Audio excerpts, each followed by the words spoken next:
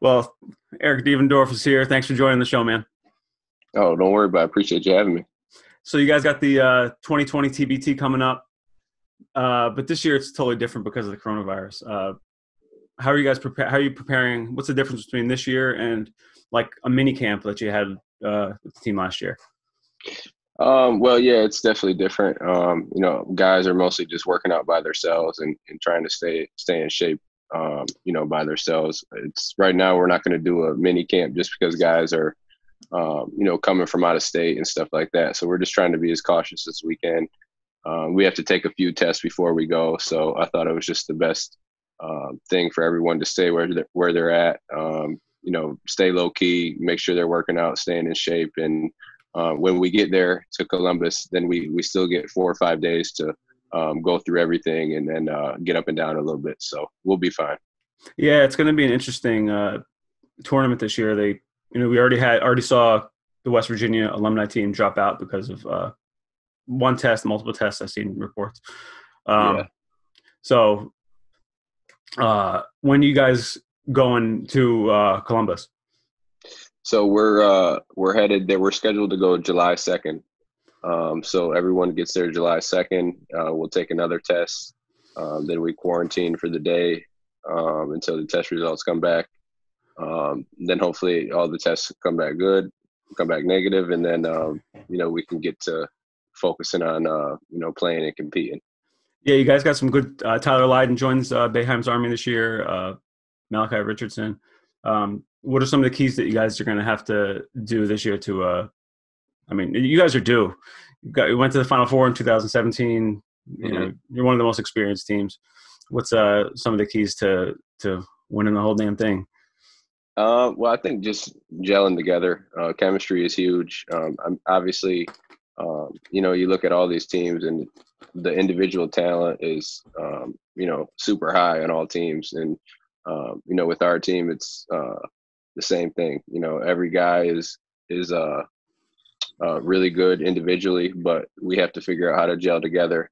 And we got a good group of guys. We got a good mix of veteran guys who had that experience of playing. And then, we got some younger, fresh legs coming in with Lydon and Malachi and Chris McCullough. So we're happy about the guys that we have. Hopefully everything goes well with the testing and we could, get to work. Yeah, it's going to be the first major sports event since everything happened in March. So, basketball fans are definitely psyched.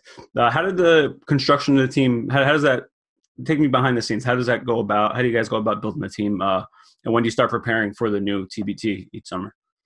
Well, Kevin Belby, who's the general manager of the team, he does a real good job throughout the year, just staying in touch with guys and seeing how they're doing and leading up a few months before the tournament, he kind of gets a group of guys together and he'll consult me and Ryan Blackwell just to see what we think. But ultimately, he chooses the guys, and I think he's done a pretty good job. And I think he's learned throughout the years how to assemble the team as far as how this tournament is played, and I think how the tournament has been being played is.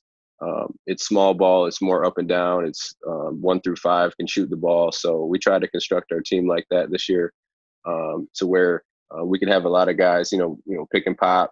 1 through 5 can shoot the ball. The defense can't help off anyone. If they do, guys are letting it fly. So again, we have a good team, a good group of guys who could do a lot of things with the ball, do a lot of stuff off the ball. Guys can make plays for themselves. Guys can shoot the ball. We're athletic. We're young. We can get up and down the floor. So, we'll see how it goes. Usually we have like 64 teams, sometimes even more in the qualifying stages. When it's compact into 24, is this the 24 best teams, or how do they go about picking the top 24 teams that were going to compete? Yeah, I really don't know how they did that. They probably had something that they went by. I wasn't too involved in that. I wasn't involved at all, obviously. But I think they did a pretty good job of picking teams. You're obviously going to have people who are going to have their gripes and, hey, why isn't this team in or whatever? But overall, I think they did a pretty good job of picking the team. So it's always a highly competitive tournament, and, For sure. this year will be no different. The Elam ending. How do you feel about that? Is that something that you enjoy as part of the games, or is it like kind of a different style than what you're used to playing? Well, at first I was kind of opposed to it, but I think as we went forward and got used to it, it's pretty cool. It does kind of bring that back in the day feel, like when we were just playing outside up to 21 Up to or 21, man. 11 or right. So wherever it is, so it definitely brings a little bit more competitiveness to it, because guys really have to go out there and get those stops, and then you have to get those buckets. So it kind of grew on me, and I think it's good. Yeah, you saw they did it a little bit in the NBA All-Star game this year, so it's definitely climbing up. Absolutely, you guys made a mark for sure. Speaking of the NBA, so they released a list of the top shooting guards in this year's tournament, TBT tournament, and you were number 2, and that's ahead of multiple NBA guys. Are you at this point in your career? Are you at peace with not making it to the NBA? I mean, you're obviously a super talented dude. Is that something you're okay with now? Yeah, I mean, it is what it is. I mean, obviously, that was the goal, but everyone's situation is different. It's more about fit and it's a lot of other things involved besides basketball, unless you're just a LeBron James or Kobe Bryant or anything or something like that. So I'm not upset about it, but I just love the game. You know what I mean? I'm gonna continue to play and continue to hoop, and I just have fun doing it. So all the recognition as far as like being ranked and stuff like that, that's pretty cool. But at the end of the day, it's just me loving to go out there and compete and play ball. Speaking of, like, in your first couple TBTs, you were coming off of overseas seasons and stuff like that. You find it more difficult to get ready for the tournament when you're doing mostly coaching and like workouts and stuff throughout the year?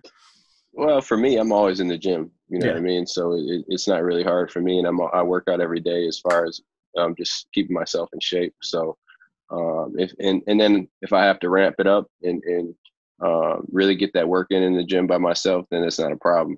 I could do that. So being in shape and staying sharp, it's never been really a problem for me. So you are doing a lot of coaching now. You were at Syracuse on their coaching staff for 2 years, and then you went to Detroit Mercy, and now you're doing some more individual stuff. Is that something that you always knew you were going to do, or is that something that you got into later on?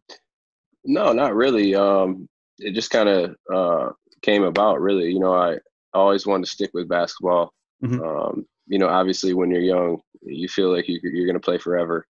But things happen, injuries happen. But again, I just wanted to stick with basketball, and the opportunity to coach at Syracuse came about, so I had to take that. And then, from Syracuse to Detroit Mercy, that opportunity happened, and then I just decided to kind of do my own thing. I think it was cool to have the freedom that I have now. I could travel and work out kids or work out teams, and it's been real cool, man. And like I said, I just wanted to stick with basketball, and then now being able to share all my knowledge and experience with the younger generation is something that I enjoy doing. I enjoy seeing these kids develop and learn and grow. And if some different opportunities come about out of this, then sit down and take a look at that. But right now, I'm definitely enjoying what I'm doing. Is your home base? Are you based in Syracuse now? Yeah, I'm in Syracuse. Yeah. Oh, cool. My brother lives in Camilla, and I went to school in Binghamton. So, speaking of, you were at Syracuse for 4 years. Went back to get your degree, and then you were on the staff. What's the difference between Boeheim the coach and then Boeheim the peer? Well, obviously, being on the coaching staff, it's a little bit more laid back. Yeah. A little bit less pressure. Obviously, I'm not the one going out there and having to perform. I'm the one kind of preparing these guys, getting ready to go out there and perform. So it was less pressure, but For me, being on the coaching staff, it was awesome because I got to, I'm sitting in all the meetings and all the film breakdowns, and I'm, able to soak up all this knowledge from a Hall of Fame coach and then the assistant coaches as well. So it was awesome, man. And Coach, he's an awesome guy, man. He's done so much for me and my family, and he does a lot for a lot of guys. So to be in that war room with him and soak up all that knowledge, just have to be grateful for it, because it's not every day you get to do that with a Hall of Fame guy. No, for sure. Does and I'm sure, does he support the TBT, the Boeheims Army team? Oh, absolutely. He's heavily involved in it. So he enjoys it. I know he watches it. Him and his wife and Buddy and Jimmy and the kids, they definitely watch it every year. Yeah, you guys usually have like the biggest crowd of fans there, but this year there's no fans. So yeah, you're right. Going back to your college career, I think I know the answer to this, but what do people ask you about the most from your years at Syracuse?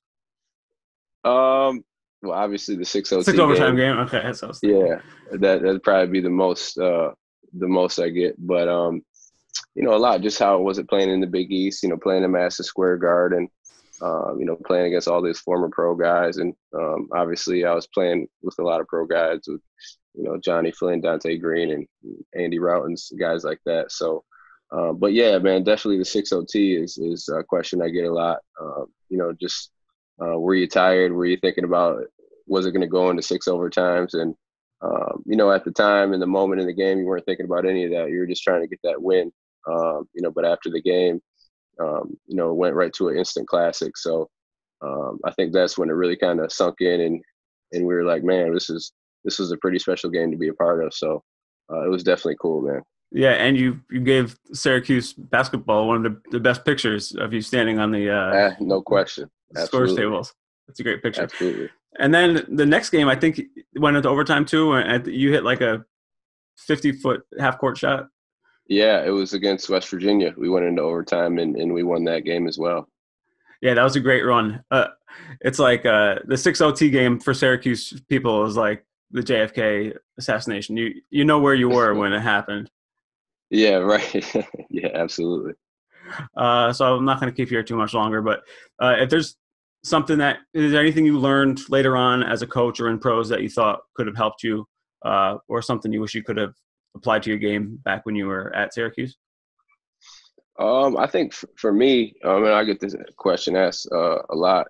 It's just being patient.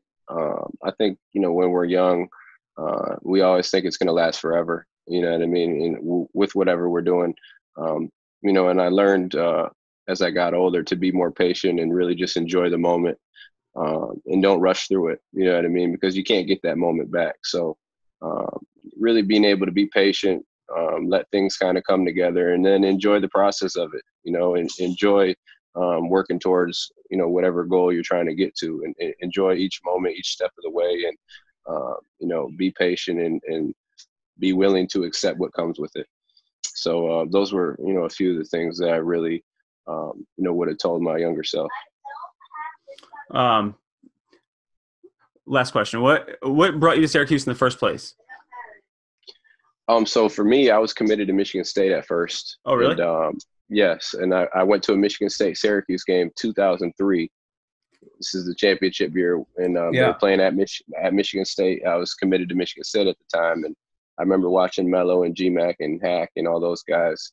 And after the game, I actually told my coach, my AAU coach, that I wanted to go to Syracuse. So I remember a few days later decommitting from Michigan State. And then Coach Boeheim, at the time, assistant coach was Troy Weaver, came down to Detroit. The Pistons GM now. Yeah, yep.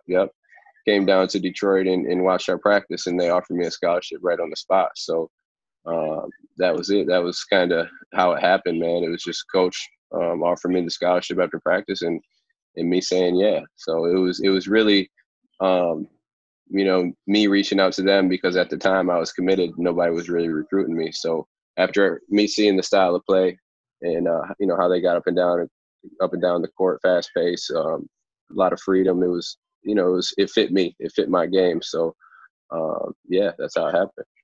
Well, it was the right move, and you're a legend at Syracuse. Appreciate you. We're going to be watching you at in Columbus, and hopefully you guys finally get it, man. I know we're going to make it happen, man. I appreciate the support. All right, no doubt. We'll be watching. Thank you, bud. Thanks, man. Take care. Later. All right.